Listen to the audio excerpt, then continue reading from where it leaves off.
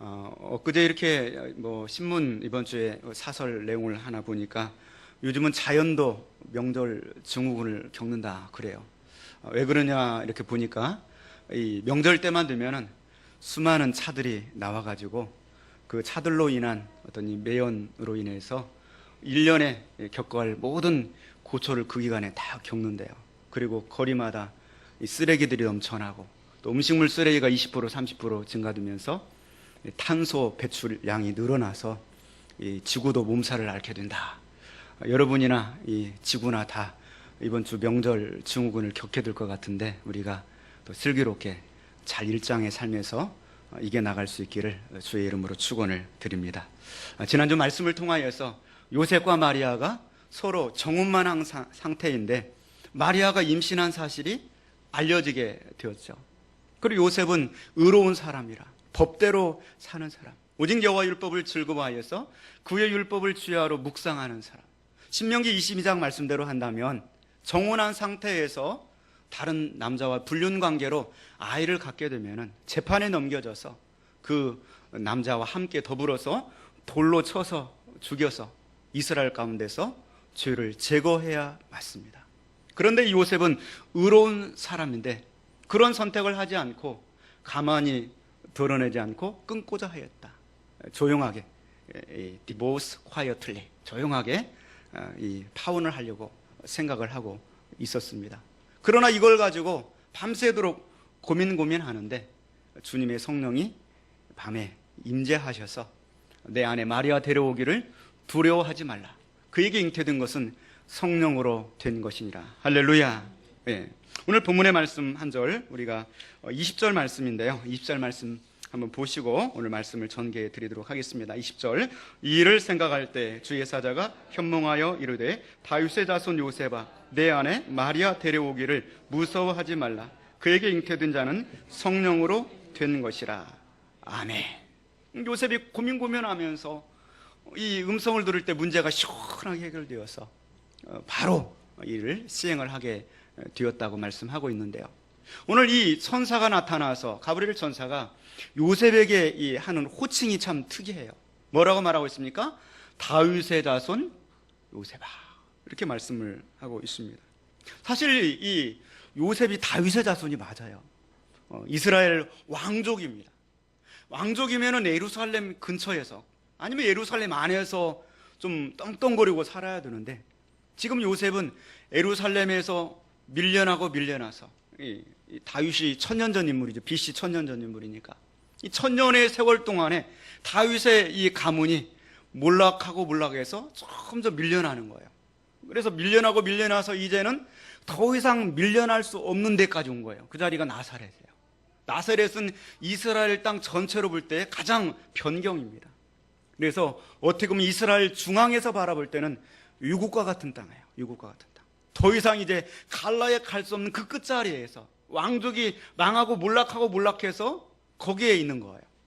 그래 마음속에 한 번도 뭐 내가 다윗의 자손인가 어떤 그러한 생각조차도 까맣게 잃어버리고 있었을 거예요. 그런데 그 다윗의 자손인 요셉에게 다윗의 자손 요셉아 내 안에 마리아 데려오기를 무서워하지 말라. 그에게 잉태된 자는 성령으로 된 것이라. 이렇게 말씀하고 있습니다. 그러면서 아들을 낳을 것이다. 이렇게 말씀을 해주시죠. 21절 말씀 같이 봅니다. 아들을 낳으리니 이름을 예수라 하라. 이는 그가 자기 백성을 그들의 죄에서 구원할 자이심이라. 아멘. 아들을 낳을 것이다. 그 이름을 예수라 하라. 예수. 이 예수라고 하는 이 언어는 바로 헬라어로 구원자라는 뜻을 가지고 있습니다. 히브리어로는 여호수아 또 이사야 그렇게 이제 호칭을 하죠. 아마 구약의 많은 이 유대인들은 여호수아나 이사야를 굉장히 좋아했던 것 같아요. 그래서 그때 당시에 유대의 이 묘비들을 몇 개의 묘비들을 이렇게 고대의 묘비들을 관찰을 해보니까 그 이름들 중에 가장 인기 있는 이름 중에 하나가 예수라고 하는 이름이에요. 예수라고 하는 이름. 그래서 여호와는 구원하신다 하는 그 이름을 가지고 있는 것이죠. 그러면서 그 이름을 지어주는 거예요.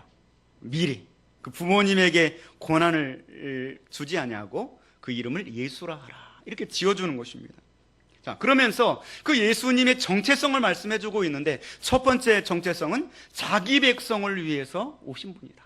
이런 정체성을 정해 주시고 있습니다. 자기 백성을 위해서 오신 분이다. 곧 이 세상에 수많은 사람들이 살아가고 있는데 그들 중에 자기 백성이 있다는 거예요. 곧 하나님의 것이 있다는 것이죠. 에베소 1장 4절로부터 말씀 보니까, 창세전에 그리스도 안에서 우리를 택하사 우리로 사랑 안에서 그 앞에 거룩하고 흠이 없게 하시려고 그 기쁘신 뜻대로 우리를 예정하사 예수 그리스도로 말미암아 자기의 아들들이 되게 하셨으니, 창세전에 하늘에 속한 모든 신령한 복을 주시기 위해서 우리들을 택하셨다. 그 예정하신 그 뜻을 이루기 위해서 택한 백성이 있다는 것이고요.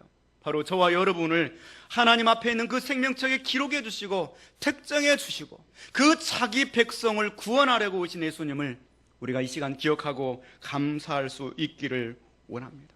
이 자기 백성은 어떤 특별한 사람들이 아니었어요. 예수님이 땅에 오셔서 갈릴리 바닷가에서 그물을 깃고 있는 제자들을 부르셔서 그 미천한 땅에 소망 없이 그날그날 살아가고 있는 그들을 자기 백성으로 삼아 주셨습니다. 또한 오늘 본문의 이 말씀의 저자인 세리마테, 세관원에서 수많은 사람들의 손가락질을 받는 주인 중에 대명사였는데 어느 날 그에게 찾아오셔서 자기 백성을 삼아 주셨습니다. 남편이 5명이나 있는 그런 부정한 여인, 그 여인을 하나를 구원하시고자 사마리아를 통과해 가시면서 그 물가에서 기다리셔서 그 여인을 자기 백성을 삼아 주셨습니다. 가늠하다가 현장에서 붙잡힌 그 여인을 자기 백성 삼아 주셨고요. 마지막 십자가상에서 그 우편에 흉악무도한 죄를 범하고 사형 집행을 당하고 있는 그 강도를 향하여서 내가 오늘 나와 함께 낙원에 있으리라 자기 백성을 삼아 주셨습니다. 의인은 없나니 하나도 없다고 말씀하신 그 하나님이 영접하는 자 곧 그의 이름을 믿는 자들에게는 하나님의 자녀가 되는 권세를 주셨으니 이것이 바로 복음이 아니고 무엇이겠습니까? 창세기에서부터 요한계시록 그 모든 복음의 내용은 바로, 그 복된 소식의 내용은 바로 죄인을 구원하시는 하나님의 구속의 역사, 자기 백성을 구원하시는 그 하나님의 놀라운 사랑과 섭리가 담겨져 있는 줄로 믿습니다. 자기 백성을 위해서 오셨다. 그런데 자기 백성을 어떻게 하시려고 오셨느냐? 오늘 본 말씀 보니까 그들의 죄에서 구원할 자이심이라 이렇게 말씀하고 있습니다. He will save his people from their sins. 그들의 죄악들 속에서 구원하려고 오셨다고 말씀을 하고 있습니다. 여러분, 예수 그리스도를 믿고 나서 가장 큰 축복이 무엇입니까? 나는 기도응답을 받았어요. 내 마음의 기쁨과 평강을 누리고 있습니다. 물론 여러 가지 것들이 있을 수 있습니다. 그러나 가장 큰 축복은 바로 죄 문제를 해결받은 것인 줄로 믿습니다. 가장 큰 축복은 죄 문제를 해결받는 겁니다. 이제 화요일 날이면 우리 전도팀이 개강해서 전도를, 노방 전도를 해야 돼요. 벌써부터 이제 좀 긴장하시고 또 마음속에 이렇게 기도로 준비하시기를 바랍니다. 이 전도를 하다 보면은 자기는 죄가 없다고 우기는 사람들이 많아요. 나는 아무 죄도 없는데 뭐 예수님 안 믿어도 나는 그냥 죄 없는 사람이 천국 간다고 하면은 나는 천국 가게 되어 있다, 이렇게 주장하는 분들이 있어요. 그러면 이제 그렇게 물어보죠. 혹시 누군가를 미워해 본 적이 없으십니까? 있죠. 성경에는 누군가를 미워하면 살인죄를 지었다고 말씀하고 있습니다. 혹시 남의 것을 좀 탐내 본 적이 없습니까? 있죠. TV에 이 선전 나오는 거 보면 저거 갖고 싶은데 늘 그런 마음이 드는데요. 그러면 이미 도둑질을 한 것입니다. 이렇게 이제 설명하면 내가 죄인인가 보다 생각을 하죠. 하루에 한 번씩만 그런 죄를 짓는다고 한다면 1년이면 365번, 10년이면 3650번. 여러분, 70년을 당신이 산다고 그럴 경우에 70년을 살면 25,500번의 죄를 짓는 것입니다. 그 죄를 어떻게 씻고 천국에 가실 수가 있겠습니까? 그러면 아무 말도 못하죠. 우리 마음속에 있는 죄까지 하나님은 다 아십니다. 멀리서도 우리의 생각을 아시고 우리 안고 일어섬을 아시는 하나님, 바로 우리가 죄인임을 아시고 다른 방법이 없기 때문에 독생자 예수 그리스도를 성령으로 잉태케 하셔서 우리 가운데 보내주신 줄로 믿습니다. 우리의 이 고조고족 최고조 할아버지인 이 아담 할아버지가 반란군이었어요. 하나님 말씀 안 들고. 우리는 다 반란군의 자손들이에요. 그 반란군에 해당하는 극악무도한 형벌을 받아야 되지만 바로 우려한 죄 가운데서 예수 그리스도를 통하여 우리를 구원하여 주셨습니다. 건강한 자에게는 의원이 쓸데없고 병든 자에게라야 쓸데있느니라 말씀하시며, 나는 죄인들을 부르러 왔노라 말씀하시고, 정말 죄를 슬퍼하고 이 죄 때문에 내가 예수 그리스도가 없다면 나는 절대로 소망이 없다고 깨닫게 하시고, 그리고 우리들을 구원하여 주신 줄로 믿습니다. 바울 사도도 고백하기를, 전에 율법을 깨닫지 못할 때는 내가 살았더니 계명의 이름에 죄는 살아나고 나는 죽었도다.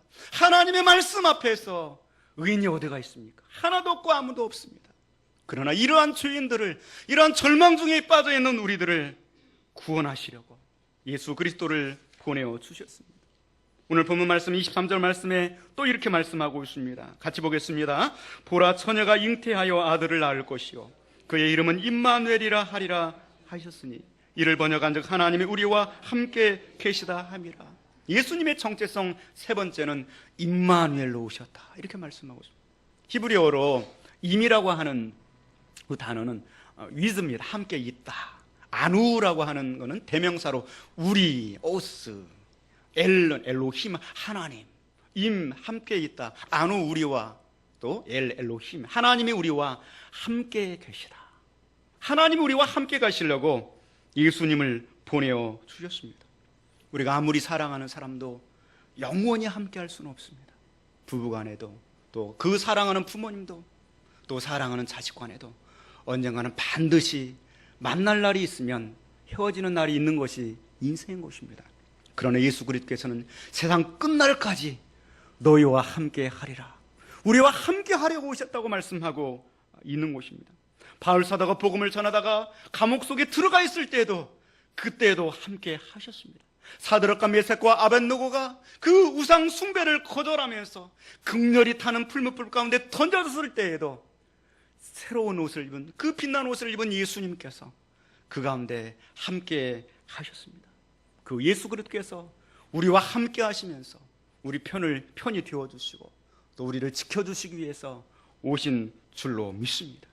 그리고 네 번째, 그 말씀을 이루기 위해서 오셨다고 말씀하고 있습니다. 오늘 22절 말씀 한번 같이 보겠습니다. 이 모든 일이 된 것은 주께서 선지자로 하신 말씀을 이루려 하심이니 이르시되. 아멘. 선지자로 하신 말씀을 이루려고 오셨다. 계속해서 예수님의 사역을 구약 말씀을 이루러 오셨다고 말씀하고 있습니다. 마태가 기술하고 있는 그 예수님은 구약을 걸어서 나오신 예수님이세요. 여기 말씀하고 있는 이 구약의 말씀은 이사야 7장 14절에 성취로 오셨다 말씀하는 것이죠. 오늘 이 본문을 우리가 찾아봐야 될 것 같아요. 이사야 7장 말씀 우리가 한번 찾아보기 원합니다. 14절에서 16절까지입니다.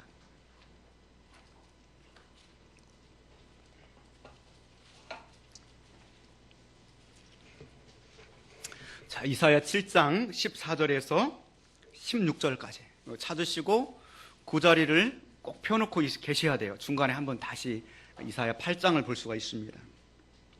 14절 제가 읽겠습니다. 그러므로 주께서 친히 징조를 너에게 주실 것이라.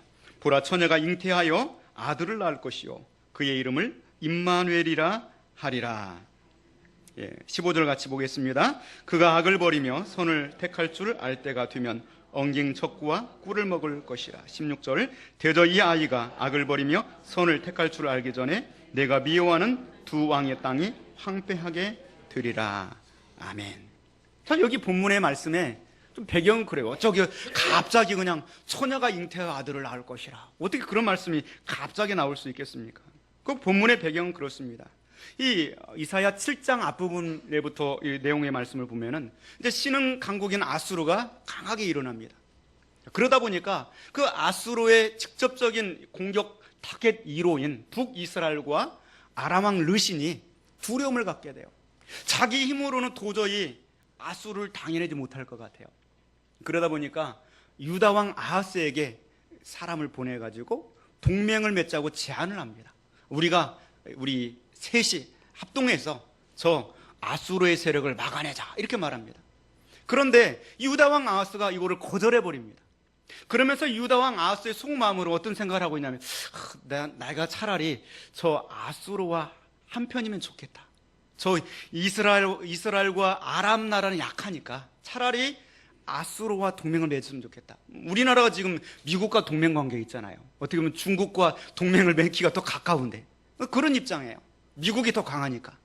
예, 내가 차라리 저 아수르와 동맹을 가졌으면 좋겠다. 거절해버립니다. 그러다 보니까 이 북이스라엘과 아람 나라가 이것을 이 빌미를 삼아서 공격을 해 들어오게 됩니다. 이야기를 듣고서 아하스가 두려워 떠는 거죠. 마치 바람 앞에 숲이 흔들리는 것처럼, 성경 말씀 이사야 7장에 보면 바람 앞에 숲이 흔들리는 것처럼 두려워서 떨게 됩니다. 그때 하나님께서는 이사야와 그의 아들을 스얄 야숲을 보냅니다. 보내서 너는 이렇게 전하라 이렇게 말씀을 하고 있습니다. 그러면서 하늘에나 땅이나 이 바닷속에 어떤 것이든지 내게 징조를 구하라. 그럼 내가 너에게 분명히 징조를 보여주겠다 이렇게 약속을 하십니다. 그런데 유다 왕 아하스가 그 징조를 거절해 버립니다. 거절을 이렇게 하면서 뭐라고 말하면 어떻게 내가 7장 12절 말씀이죠. 12절 같이 보겠습니다. 아하스가 이르되 나는 구하지 아니하겠나이다. 나는 여호와를 시험하지 아니하겠나이다 한지라. 나는 하나님을 시험하지 않겠습니다. 자, 이 말씀대로만 한다면 아하스가 믿음 좋은 사람이에요, 안 좋은 사람이에요? 믿음 좋은 사람이에요. 근데 사람 말은 그 배후가 있는 거예요. 말을 이렇게 하는데 속으로 어떤 생각을 하고 있느냐면 지금 내 속으로는 계산이 다 돼 있어요. 아수르와 내가 동맹을 맺으면 되잖아요. 그렇죠? 그런데 뭐 하나님께 내가 구차하게 뭐 도움을 방책이 다 있습니다. 속으로 그렇게 생각하면서 내가 어떻게 하나님께 감히 징조를 구하겠습니까? 하나님 그 마음을 아실까요? 모르실까요? 아시는 거예요. 그래서 이 이사야와 그의 아들 스얄 야숲을 보내는 거예요. 이사야는 하나님만이 구원하신다는 뜻이고요. 스얄 야숲은 남은 자가 돌아오리라는 뜻이에요. 그러면서 그 자체가 그냥 메시지가 되는 거예요. 그럴 때 하나님께서 강제적으로 너가 아무리 징조를 구하지 않아도 내가 징조를 보여주겠다.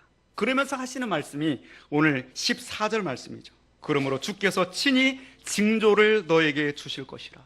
보라, 처녀가 잉태하여 아들을 낳을 것이요 그의 이름을 임마누엘이라 하리라 하시니라. 이렇게 말씀하는 거예요. 자, 여기까지는 이해가 되시죠? 근데 그 다음에 이제 문제가 되는 거예요. 왜냐하면 동정녀 탄생은 유일무이하게 단 한 번의 사건이 되어야 돼요. 그렇지 않아요? 동정녀 탄생이 구약에 한 번 있고 신약에 한 번 있으면 돼요, 안 돼요?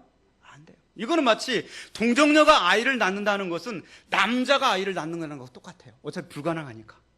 그렇잖아요. 그런데 오늘 여기 본문 말씀이 보라, 처녀가 잉태하여 아들을 낳으리니, 그 말씀이 당장 몇 년 후에 이루어질 예언의 말씀이거든요. 그렇잖아요. 그런데 만약에 처녀가 잉태해서 지금 아이를 낳아버리면 돼요, 안 돼요? 안 되잖아요. 그 아이가 버터나 꿀을 먹을 때가 되면은, 엉기젖을 먹거나 꿀을 먹을 때가 되면서 한 3살 정도가 되면은 그때 두 나라 왕이 패하게 될 것이다, 멸망하게 될 것이다, 이런 예언의 말씀이거든요. 또 이 예언의 말씀이 그 다음 이사야 8장 말씀 보면 이루어져요. 어떻게 이루어지냐면 너는 커다란 서판을 하나 준비하라. 그리고 달려가면서도 멀리서 읽을 수 있도록 글자를 크게 써라. 그렇게 말씀을 하고 있는 거예요. 마할 살랄 하스바스라. 그렇게 써라. 이렇게 이제 말씀하고 있죠. 마할 살랄 하스바스. 이거는 노략이 심하다. 네, 노략이 아주 빠르다.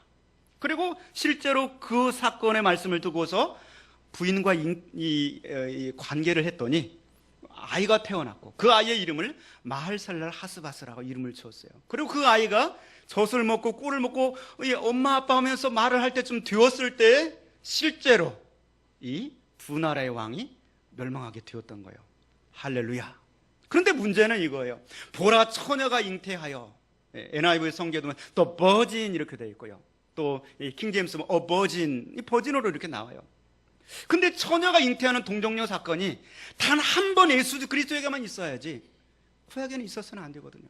그리고 이사야의 아내가 잉태해서 아이를 낳는 거는 처녀예요, 아니에요? 처녀가 아니에요. 이미 첫째 아들을 낳고 둘째 아들이 마할살라 하스바스거든요. 그리고 여기에 문제가 있는 것이죠. 신학적으로 굉장히 어려운 그런 문제 중에 하나입니다. 그래서 성경을 이렇게 찾아보다 보니까 RSV라고 하는 그 구약의 원본에서 바로 직역한 이 성경에는 어영우멘 이렇게 나와 있어요. 버진으로 안 나오고 젊은 여자가 잉태하여 아들을 낳으리니 이렇게 나와 있어요. 그리고 이제 구약 성경 히브리어 이 원문을 이렇게 찾아보게 되니까 베툴라라고 하는 이 단어가 처녀거든요. 베툴라가 잉태하여 아들을 낳으리니 이렇게 나와야 되는데 알마라고 하는 단어가 나온 거예요. 알마는 영우만이에요. 젊은 여자가 잉태하여 아들을 낳으리니. 그러니까 원래 히브리 원문에는 젊은 여자가 잉태하여 아들을 낳으리니. 그럼 이사야 7장 14절은 맞아요, 틀려요? 맞아요.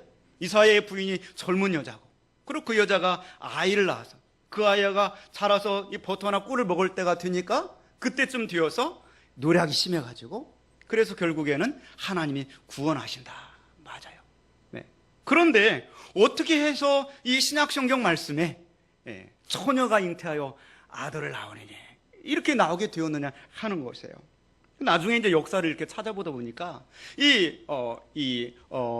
알마라고 하는 히브리 젊은 여자가 잉태한 아들을 낳으니 이 이사야의 배경은 BC 700년 전이에요. 그리고 약 BC 300년 전에 이스라엘 백성들이 다 디아스포라로 흩어지게 됩니다. 그들 중에 많은 이들이 이제 이집트 땅에 가게 돼요. 그 이집트의 당시에 프톨레미 2세가 황제로 다스리고 왕으로 다스리고 있을 때요.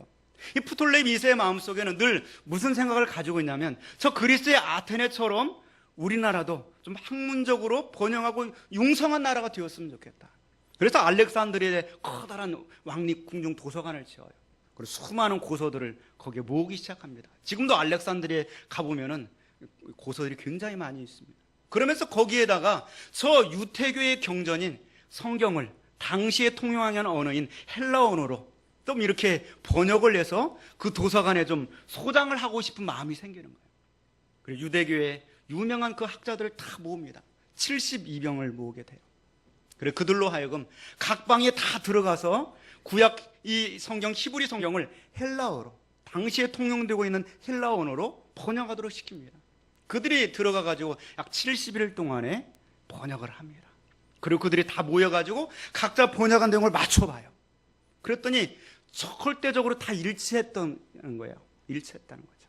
이것이 이제 LLX, 그 70인역 성경이라고 하는 거예요. 70인역 성경. 그런데 그 72인이 각 방에 들어가지고 성경을 이 헬라어로 번역을 하는데, 희한하게도 알마라고 하는 그 단어를 이 베툴라라고 처녀로 다 번역을 해온 거예요. 어떻게 됐는지 모르게. 그리고 나중에 300년이 지난 후에 마태 시대에 이거 볼 때는 보라 처녀가 잉태하여 아들을 낳으리니. 할렐루야. 그리고 정말로 동정녀가 예수 그리스도를 낳는 그 놀라운 역사가 일어나게 되는 거예요. 신약 성경의 정경성을 이루고 예수 그리스도의 순결성을 이루고 하나님 말씀의 애원의 성취를 이루도록 역사해 주신 줄로 믿습니다. 이처럼 이 하나님의 역사는 신묘막측합니다. 우리가 깨달을 수 없습니다.